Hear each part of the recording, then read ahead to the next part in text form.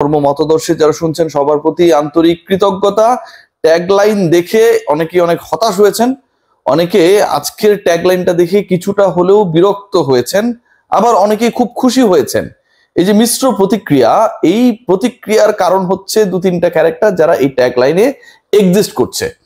আমি সুখবর দিয়ে শুরু করতে চাই, পরিবর্তনের খবরটাও আপনাদেরকে জানাতে চাই, এবং এই সুখবরটা সত্যি সত্যি বলছি সাব্বির রহমানকে কেন্দ্র করে এই মুহূর্তের আপডেট, যেটা বাংলাদেশ ক্রিকেট বোর্ড সংশ্লিষ্টদের কাছ থেকেই পাওয়া, আমার সূত্র থেকেই পাওয়া, এনশিওর করেছে যে সাব্বিরকে জাতীয় দলের টি-20 সেটআপ স্পেশালি চিন্তা ভাবনা করা হচ্ছে।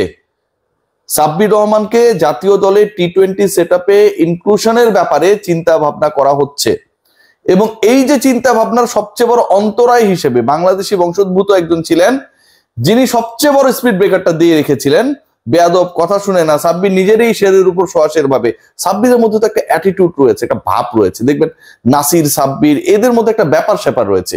এই ব্যাপার স্যাপারটা হচ্ছে আবার যাদের ব্যাপার স্যাপার নেই, আলু ভর্তা পান্তা ভাত টাইপের, তাদের কাছে ভালো লাগে না, কারণ তাদের প্রথমত নিজের কোনো ব্যাপার স্যাপার নেই, অন্য যাদের মধ্যে একটু হিরোইক ব্যাপার স্যাপার রয়েছে, একটু ড্যাম স্মার্ট, এই টাইপের ক্যারেক্টার গুলোকে তারা পছন্দ করেন। আমি কিন্তু আসলে ভাই সত্য কথা বলতে পছন্দ করি, সেই কারণে বলছি।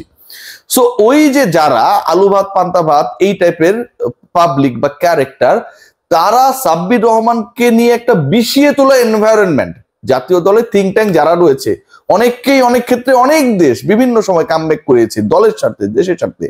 সাব্বিরকে নিয়ে এমন একটা বিষাক্ত মনোভাব ক্রিয়েট করা হয়েছে যে তাকে নিয়ে যেন কেউ কোনো ধরনের চিন্তার ফুরসত না পায়। বাট সেই চিন্তার জায়গাটা আবারও তৈরি হয়েছে, স্পেশালি বাংলাদেশ নেপালের বিপক্ষে যে ম্যাচটা, যেই সিরিজটা হারলো, টানা 3 ম্যাচে পরাজিত হলো যেই দল, সেই ওয়েস্ট ইন্ডিজের বিপক্ষে বাংলাদেশ হেরে গেল। ভাবা যায় নেপালের বিপক্ষে হারা দলের বিপক্ষে বাংলাদেশ হোয়াইট ওয়াশ হচ্ছে ঘরের মাঠে, এবং এই হোয়াইট ওয়াশ হওয়াটা ব্যাটসম্যানদের চরম ব্যর্থতা, ব্যাটিং কোচ হিসেবে যিনি দায়িত্বে রয়েছেন তার চরম ব্যর্থতা, বাংলাদেশ ক্রিকেট বোর্ডের পরিচালক স্পেশালি ডিসিশন মেকারদের চোখে আঙুল দিয়ে দেখিয়ে দিয়েছে যে এদেরকে সরালে বা এদেরকে না সরালে রেখে দিয়ে যদি কাজ করা হয় তাহলে এখানটায় ভালো কিছু ঘটবে না। মিডল অর্ডারের এই মুহূর্তে যে 2-3 জনের নাম আসছে, আমরা অনেকের ক্ষেত্রে চিন্তা করছি এমন ভাবে, আলোচনাটুকু একটু শুনুন, যে অমুক হলে ভালো হয়, ইয়াং কিছু ক্রিকেটারের অপশনস আসছে। কিন্তু আপনি যদি এক্সপিরিয়েন্স কেউ থাকে, যিনি বিভিন্ন সময় তাকে প্রমাণ করেছেন, সে কেন নয়, এই ডিসকাশনটা শুরু হয়েছে, এবং সেখানটায় সাব্বিরকে কেন্দ্র করে গতকাল রাতেও আলোচনা হয়েছে। সাব্বির রহমানের জাতীয় দলে ফেরার মঞ্চও হতে পারে, অবাক হব না। আপকামিং আয়ারল্যান্ড সিরিজ রয়েছে, আপনারা সবাই জানেন, সেখানে 2টা টেস্ট, আমাদের লেজেন্ড ক্রিকেটার মুশফিকুর রহিম তার 100তম টেস্ট খেলবেন। পুরো বাংলাদেশের মানুষের জন্য কত বড় অর্জন। আলোচনা করি, সমালোচনা করি, মুশফিককে নিয়ে আমরা হচ্ছে প্রাউড ফিল করি, হাসাহাসি করি, সবই করি আমাদের হিরোকে নিয়ে, কিন্তু এন্ড অফ দ্য ডে কত বড় অর্জন। এবং সেই অর্জন অর্জিত হবে ঢাকার মাঠে। বাংলাদেশ যখন ওই ম্যাচটায় নামবে, মুশফিক 100তম টেস্ট খেলতে নামবে, তারপরেই শুরু হবে টি-20 সিরিজ। চট্টগ্রামে 2টা, ঢাকায় 1টা, 27-29-2। সাব্বির রহমানকে এই 3 ম্যাচের কোনো একটা আবারও আমরা হয়তো জাতীয় দলের জার্সিতে দেখতে পাবো, এবং সেই আলোচনাটা ওভাবেই আগাচ্ছে। শেষ পর্যন্ত কি হয় we have no idea, but I want to be optimistic. Second point যেটা, এটাও খুব গুরুত্বপূর্ণ, শুনুন।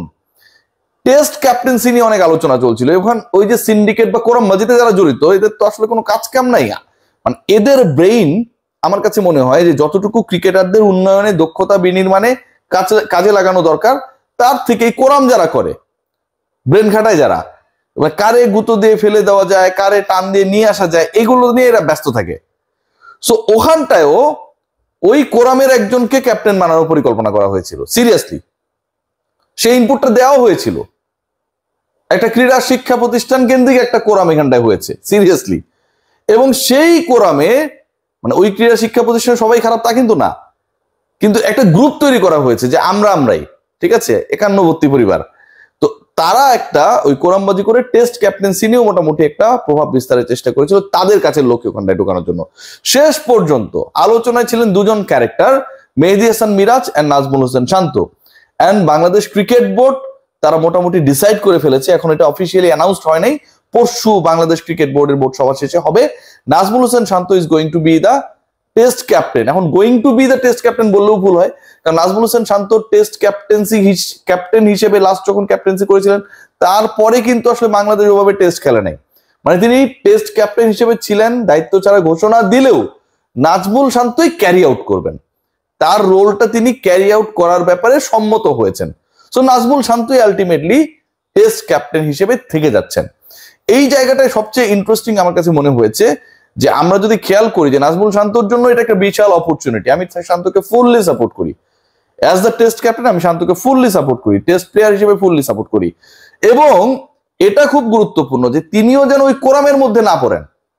কোরামের ক্যারম বোর্ড এমন ভাবে ঘুরছে খেলছে, দেখুন সাব্বিরের মতো ক্রিকেটারকে আমরা একটা অপরচুনিটি দেই না, অথচ জাকের আলী অনেকের মতো ক্রিকেটারকে, উল্টাপাল্টা ক্রিকেটারকে আমরা ম্যাচের পর ম্যাচ খেলাই। ম্যাচের পর ম্যাচ খেলে আমরা কি করি খেয়াল করে দেখবেন, প্রতিপক্ষ এমন একটা অবস্থায় চলে যায় যে ওই প্লেয়ার যখন ক্রিজে থাকে আউট করতে চায় না। ধরেন আমি ওয়েস্ট ইন্ডিজের হয়ে খেলতেছি, ওই জায়গাটা জাকের আলী অনেক ব্যাট করতেছে, আমার প্ল্যান কি থাকবে, আমি আমার বোলারকে বলবো ভাই তুই ওরে আউট করিস না, যত পারো অফ স্ট্যাম্পের বলে মারো, বল করো, এবং ওই অফ স্ট্যাম্পের বাইরে বল করলে ও বিট হবেই, ক্যাচ উঠলেও ক্যাচ ধরার দরকার নেই, থাক। যতক্ষণ জাকের আলী যেভাবে ফেল করেছে, যেভাবে ব্যর্থ হয়েছে, যেভাবে বাংলাদেশকে ডুবিয়েছে টানা 3 ম্যাচে, জাকের আলী যদি 2 ম্যাচে, প্রথম ম্যাচে খেলেন নাই, জাকের আলীর মতো ক্রিকেটার যদি ক্রিজে থাকে, যিনি বুদ্ধিমান ক্যাপ্টেন তিনি চেষ্টা করবেন তাকে বেশিক্ষণ খেলানোর, তিনি চেষ্টা করবেন ক্যাচ উঠলেও ওই উইকেটটা না নেয়ার, সে থাকলেই লাভ, সে থাকলেই আমার রানটা চেস করা সম্ভব না। এরপরে কে নামে, এরপরে নাসুম নামে, রিশাদ নামে, তাসকিন নামে, ওরা তো বড় শট খেলে ভাই, ওরা হয় টিকে থাকবে, আদারওয়াইজ বাংলাদেশকে যেতে হবে, এরকম একটা সিচুয়েশন ক্রিয়েট হয়। সো এরকম ক্রিকেটারদেরকে যেভাবে সালাউদ্দিন প্রমোট করেছেন, এরকম ক্রিকেটারদেরকে যেভাবে ন্যাশনাল টিমের ক্যাপ্টেন পর্যন্ত বানিয়ে দেওয়া হয়েছে, কোন বোর্ড মিটিং এর সিদ্ধান্ত হয়েছে আমাদের জানা নেই।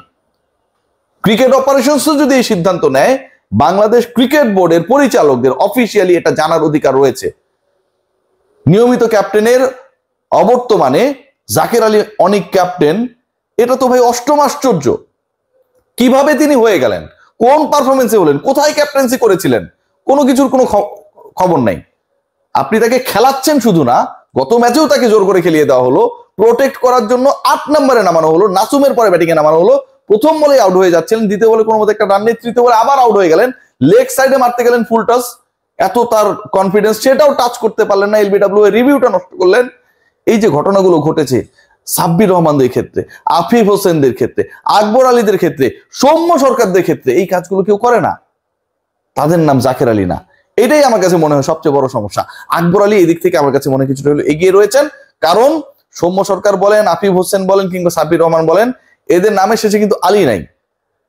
জাকের আলীর মতো করে আকবর আলীর নামে শেষে অন্তত আলী রয়েছে। সো ওইটা দেখেও যদি প্রিয় শিক্ষক কিছুটা হলেও মনে করেন যে আসলে আকবরকে খেলার সুযোগ দেওয়া যেতে পারে, কিপিং টসে যেহেতু পারে, তাহলে আমার কাছে মনে হয় জাতি কৃতজ্ঞ হবে। সবাই ভালো থাকবেন।